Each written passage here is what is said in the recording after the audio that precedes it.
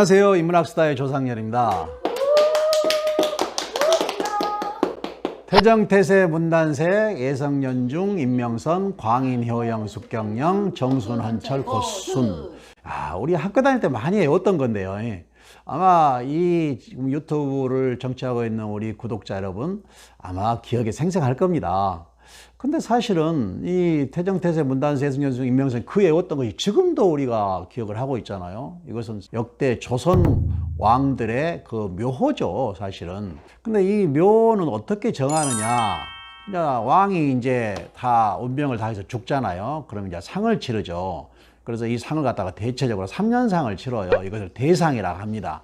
그래서 상을 다 치르고 나서 우리가 이제 종묘에다가 이렇게 이제 올려서 나중에 제를 지내게 되거든요. 서울에 가면은 종묘 있잖아요. 세계문화유산으로 지정되어 있는 종묘에다가 올리기 위해서 왕의 이름을 정하는 겁니다. 그래서 그걸 묘호라고 하는데 이것을 조자로 정할 것인가 종으로 정할 것인가 인데 조자를 갖다는 쓸 때는 이제 이렇게 써요. 한자로. 네.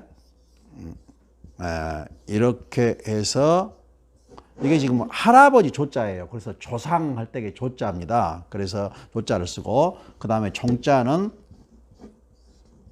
이렇게 쓰는 건데 이게 이제 마루 종자라고 하는데 우리가 뭐 태종, 정종 할 때 종도 기지만은 종교 또는 종갓집 할 때도 이 종자를 쓰잖아요. 그래서 이제 조와 종으로 나뉘게 되는데 이 묘를 어떻게 해서 그러면 정해졌느냐? 사실은 이제 중국 제도에서부터 시작돼서 여기 온 것인데 태조 이성계 때부터 이것을 완전히 규범화를 했어요. 태조 이성계가 뭐라고 그러냐면은 공이 있는 왕은 조자로 하고 덕이 있는 왕은 종으로 써라. 쉽게 말하면 공군왈조요 덕군왈종이라 이런 말이 나오게 되거든요. 근데 그 이전에 고려 때도 이제 역대 왕들 있잖아요. 그때도 이제 조와 종이 다 있어요. 그렇지만 그게 규범이 없이 막 좀 무분별하게 썼던 것을 조선시대 와가지고 확실하게 정착이 됐다. 이제 이렇게 볼 수가 있어요. 그러면 우리가 궁금한 게 또 하나 있잖아요. 어떤 왕은 또 군이라고도 하잖아요. 아까 연산군, 광해군 했듯이 이 군이라는 호칭이 뭐냐면은 왕과 왕비, 다시 말하면 정비소생에서 낳은 아들은 대군이라는 호칭을 씁니다. 우리가 뭐 양녕대군, 수양대군, 효령대군 막 그런 대군 들어봤잖아요. 그게 바로 정비소생에서 낳은 아들을 칭하는 것이고 그 다음에 정비소생에서 낳은 아들이 아닌 딸의 경우는 어떻게 말할까요? 그 딸의 경우는 공주라고 하는 것이죠. 그런데 이제 정비가 아니라 후궁 있잖아요. 이 후궁 소생에서 난 아들은 대군이 아니라 군이라고 하고 또 딸의 경우는 공주가 아니라 옹주라고 이렇게 칭했던 것이죠.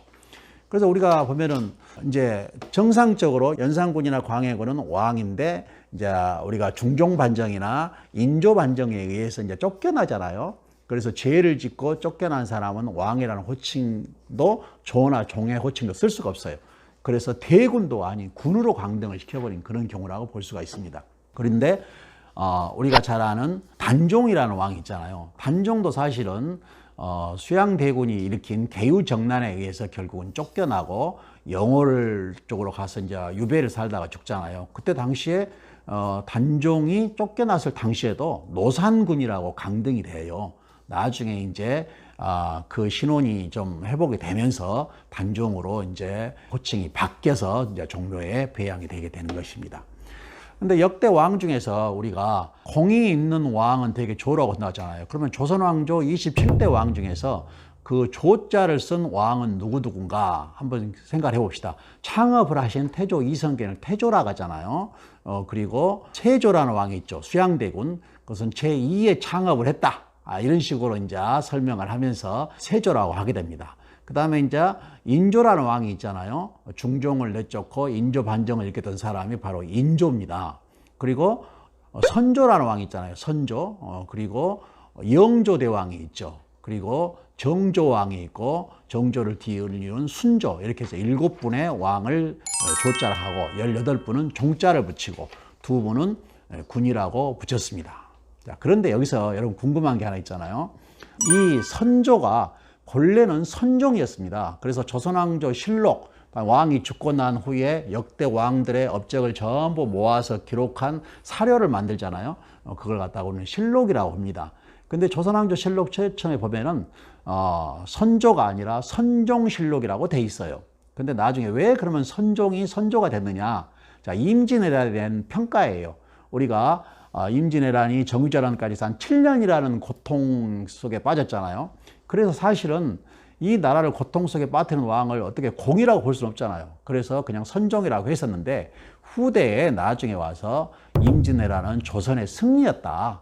이런 식의 어떤 다시 그냥 설명과 뭐 그냥 억지 그냥 해설이 되면서 선종이 아니라 선조라고 높여서 이렇게 묘호가 바뀌었다. 이제 이런 얘기가 있습니다. 그러니까 이것은 원래대로 조나 종은 공이 있고 덕이 있는 사람한테 반드시 정해진 것이 아니라 그 조와 종을 정할 당시의 신하들이 과연 어떻게 그때 죽은 왕에 대한 평가를 내리냐에 따라서 달라지는 겁니다. 이게 모든 것이 그렇지만은 그때도 지금이나 마찬가지로 그런 그 논란이 상당히 많이 있었다고 볼 수 있습니다. 여하튼 조와 종은 돌아가신 왕을 종묘에 올릴 때에 정한 묘호에서 비롯됐다. 이렇게 아신 것이 정확할 것 같습니다. 오늘 이야기 여기까지 마치겠습니다. 감사합니다.